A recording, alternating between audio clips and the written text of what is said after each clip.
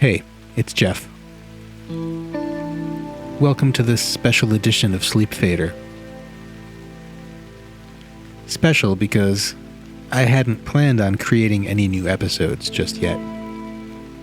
Other projects have been competing for my attention, and I've also been considering your generous feedback as I ponder what another season of Sleep Fader might be shaped like.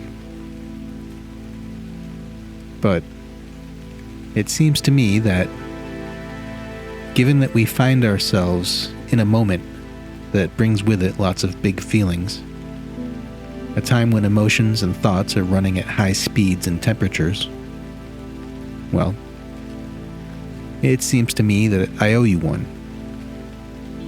For all of you that have given me a place in your sacred spaces of rest. I guess I just wanted to show up for you, to try to meet you where you are in these most delicate and uncertain times.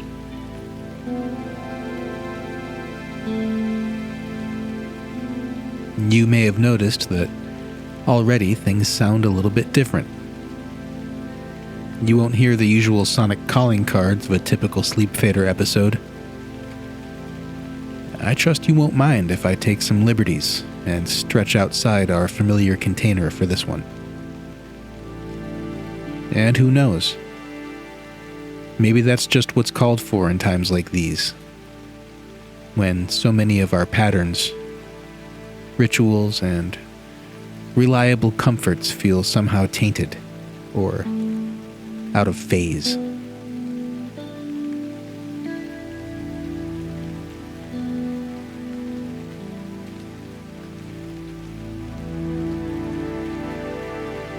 In fact,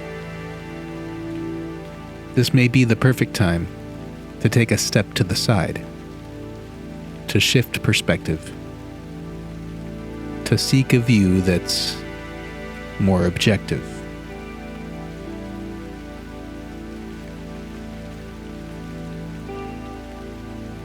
I've made this case before. We owe it to ourselves to first acknowledge our busy lives, our oversaturated minds, and overloaded nervous systems. We owe it to ourselves to take time and make note of the inner chatter, that ceaseless flickering, looping film of past events, or our projections into the future.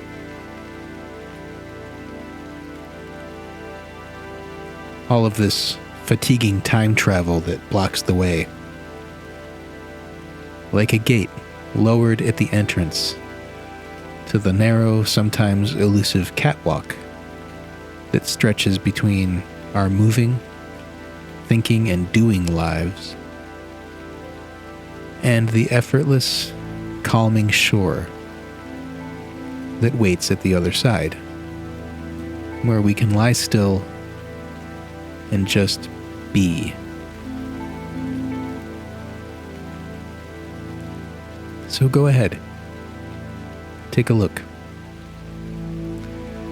While you're adjusting your body, while you're arranging yourself into a comfortable position, allow yourself to really look at whatever's going on behind your eyes, within the infinitely capable mechanisms of your imagining mind.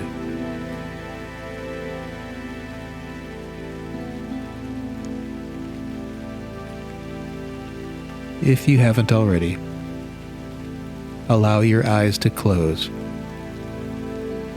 so you can examine what's behind them without distraction.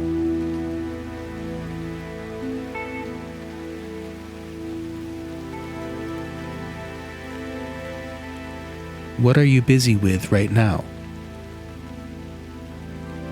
Something that's already happened? Or something that might happen? Or maybe both. Whatever it is, that's fine. Now it has your attention. And with that, you can give it a name. Any name will do.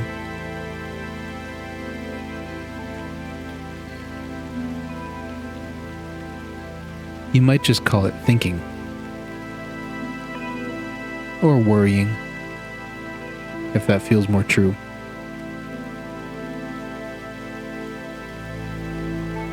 Sometimes it feels like there's nothing there, and nothing's as good a name as any. It really doesn't matter what you label it, but go ahead, give it a name.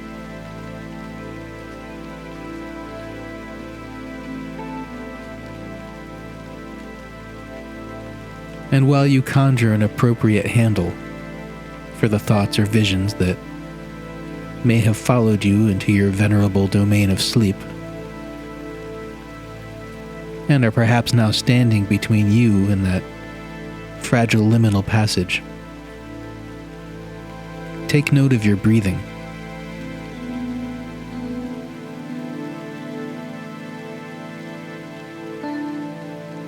You might notice that it's shallow or tight.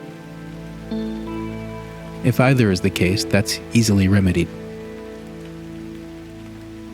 Focus your attention somewhere deep in your diaphragm and slowly, deliberately draw air in deeply until the air outside reaches that deep spot within, lifting your chest and shoulders. Bring the outside in and hold it for just a moment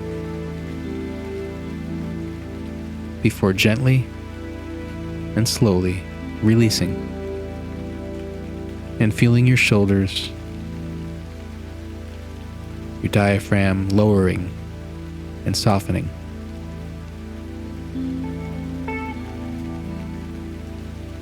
It's okay if your body doesn't follow in perfect sync with my words.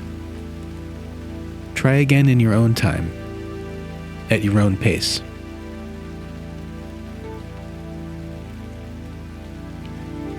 One really good deep breath, one you can feel from the outside in. One that you really connect with,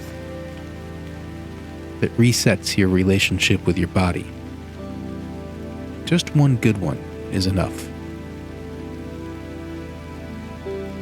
Sometimes it takes 2 or 3 to find that really good one, and that's fine.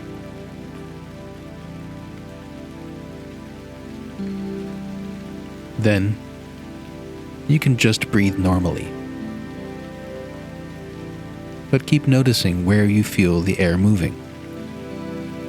Through your lips, or through your nose, in your chest, and down into your diaphragm. Try to stay with it as best you can, keeping your attention with your breath. And while you do that, I'll be over here with my guitar, which is another way for me to bring my attention to how I'm feeling, behind my eyes and in my body. And if it's a little bit blue, just a little, well, I trust you'll indulge me and yourself with kindness.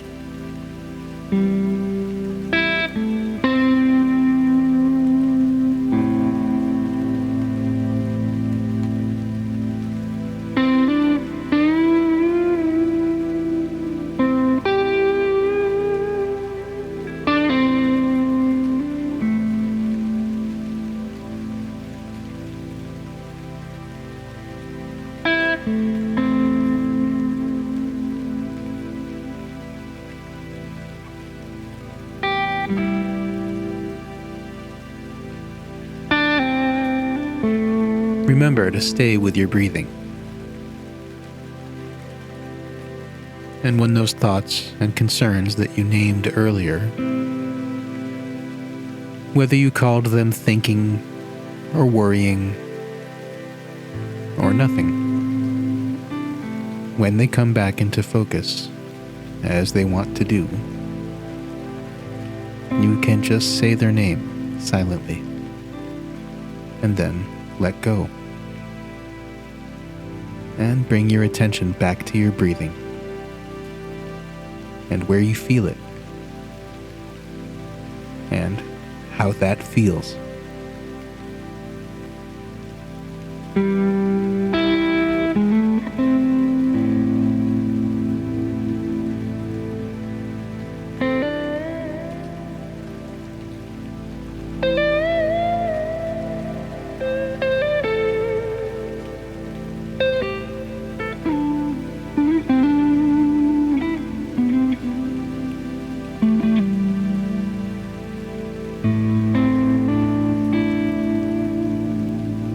You might be wondering if I have a story to tell, since that's what we normally do here. After we've had a little breather, a little conversation, some music. I don't have my usual otherworldly ramblings for you, but it turns out I do have something to talk about. I may color outside the lines a little bit, but that's all right.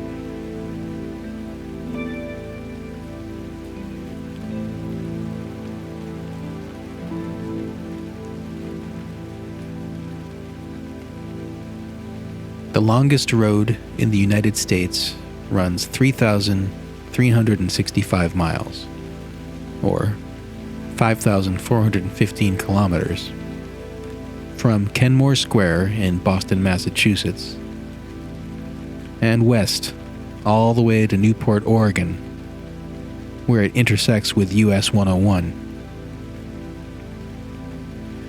There are a few fussy spots in the area of Yellowstone National Park where the unnumbered roads must be followed if you want to stay on track, so to speak. But just type US Route 20 into your favorite search engine and hit the Images tab, and you'll find a determined and occasionally crooked line running coast to coast, connecting 12 states along its path, including New York State, where I spent 10 formative years living in a house that sat about 25 feet from Route 20's eastbound shoulder.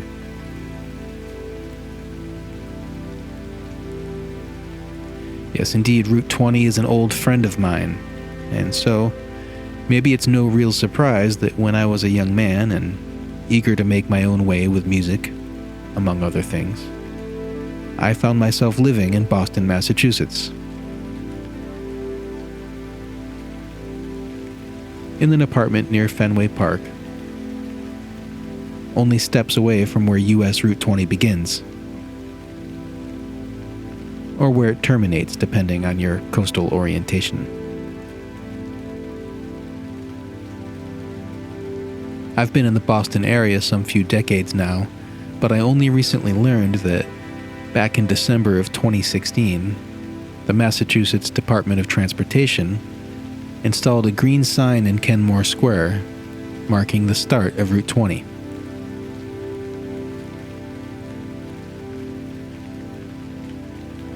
The sign reads, 20 West, Newport, Oregon, 3,365 miles. Isn't that cool? But what makes this really interesting and really special in my book is that all the way at the other end of Route 20, through New York and Pennsylvania, through Ohio, Indiana, and Illinois, through Iowa, Nebraska, Wyoming, and Montana, through Idaho, and all the way to the other end in Oregon, there's another sign just like it that reads 20 East, Boston, Massachusetts, 3,365 miles.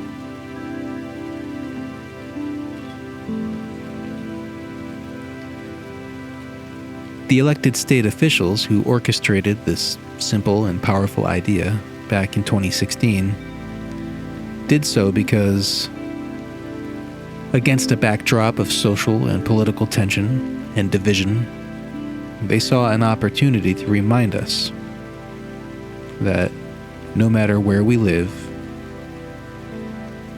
we're connected as one country, and thus as one people. What a beautiful idea.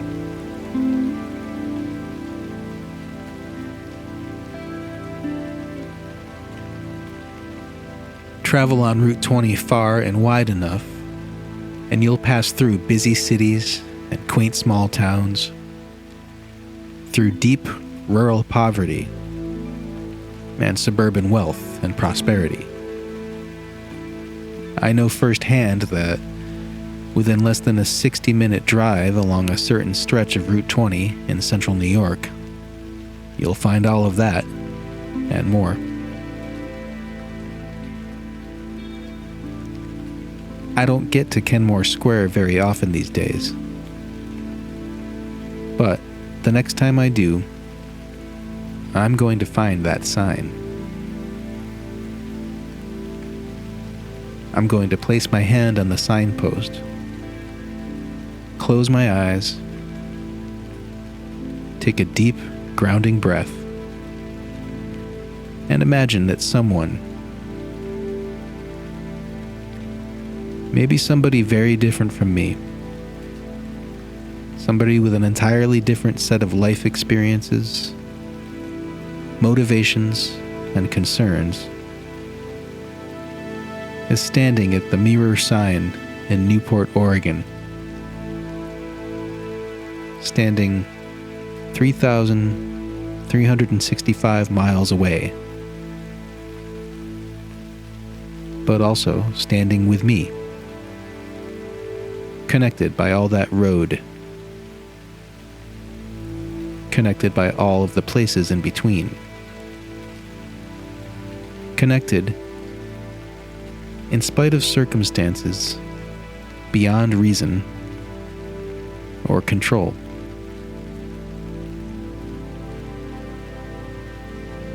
Standing on the road together, on opposite ends, with nowhere left to go but forward.